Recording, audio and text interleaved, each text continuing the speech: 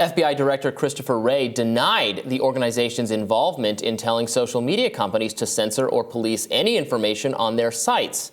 Here's what he told Fox News' Bret Baier on the issue. Let's talk about the FBI and what you told Big Tech, or some agents did, about the authenticity and provenance of Hunter Biden's laptop.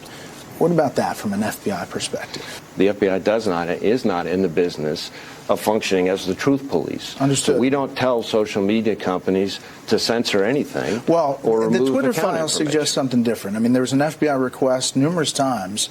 Taibbi puts it out. FBI San Francisco requests to ban certain accounts. Twitter personnel in this case went on to look for reasons to suspend all 4 accounts that the FBI wanted to ban or suspend. Is it appropriate to flag social media accounts on Twitter or elsewhere due to politics or government policies when it comes to COVID? Is it appropriate in any way? You're saying it doesn't happen, but there's evidence that it had. This, of course, comes after Twitter Files author and journalist Matt Taibbi reported that the FBI did, in fact, have direct communication with Twitter about the information that was shared on the site. Yeah, his answer there is just not accurate. If you want, if you narrowly confine it to the issue of the Hunter Biden laptop, it is correct that the FBI did not literally and exactly and precisely tell Twitter to take that action.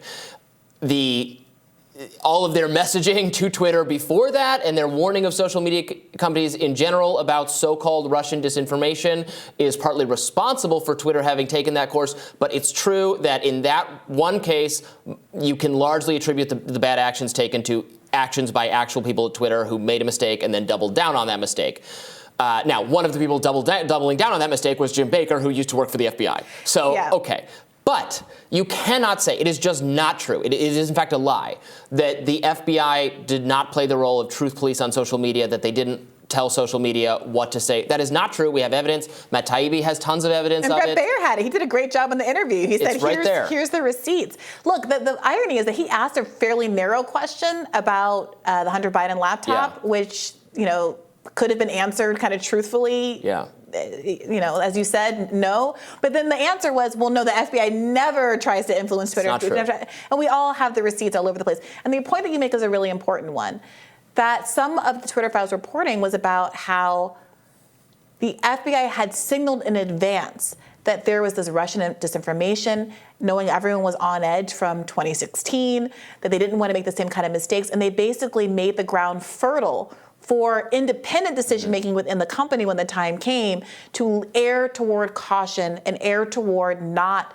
allowing tweets about the Hunter Biden laptop story, even though the internal communications that we now are privy to acknowledge that it wasn't actually in violation of Twitter's own terms and that there was a debate and kind of an acknowledgement within the company that this wasn't really in line with their policy to do it. And again, we can't, the culpability of the mainstream media here is tremendous because they were actually the punishment that was going to be delivered if the social media companies did not follow through on what the FBI was asking them to do. Because obviously the FBI can't, because of the First Amendment, the FBI can't arrest Twitter moderators for not doing what they want. So the cudgel was, if you don't do this, well then there's going to be law enforcement and former law enforcement people cited in stories in the New York Times and the Washington Post and Politico and the Atlantic, and they're going to go on CNN and they're going to say the problem with our democracy, the reason we don't have a democracy is because social media companies like Facebook and Twitter are not taking the problem of misinformation seriously enough. As evidence of that, look at all of these bot accounts and all these things that they're there. Law enforcement has notified them about it, but they're not doing anything about it because they don't care about democracy.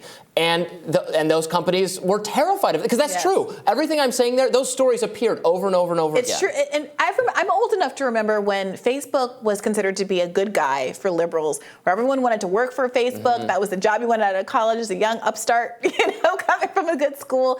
And it's kind of amazing that largely because of 2016 and Cambridge Analytica and all of that, it tarred the company's reputation. And I'm not saying that was for better or for worse or if it wasn't well-deserved or not. But that shift was largely the creation, the doing of the media. And so the threat, the sort of Damocles that's hanging over other companies like Twitter. I mean, we even saw them, they tried to come after Substack in that same way.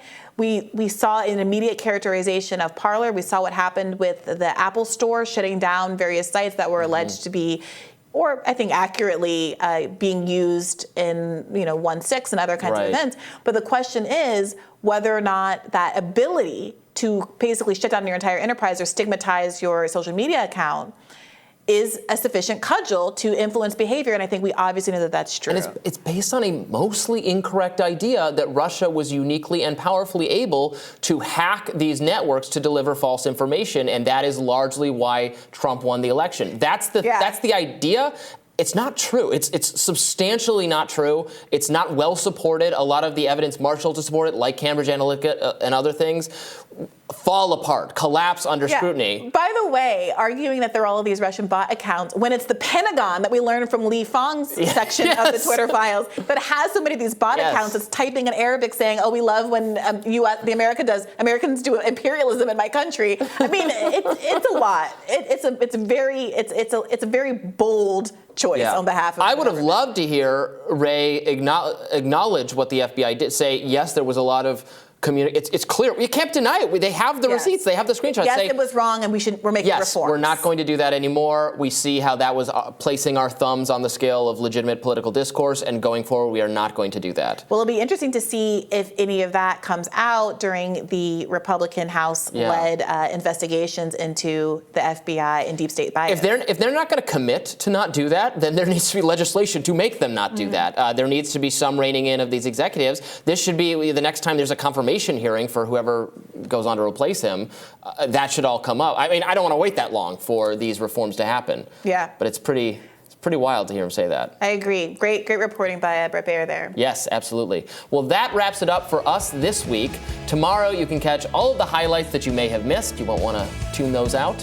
And next week, tune in on Monday for a special interview with Marianne Williamson, presidential candidate, one of the first to announce that she's planning to challenge Joe Biden for the Democratic ticket. And be sure to like, share, and subscribe so you never miss any content. For those of you who prefer to listen on the go, don't forget we are available in podcast form wherever you listen to podcasts. And we will see you later. Bye-bye. Bye-bye.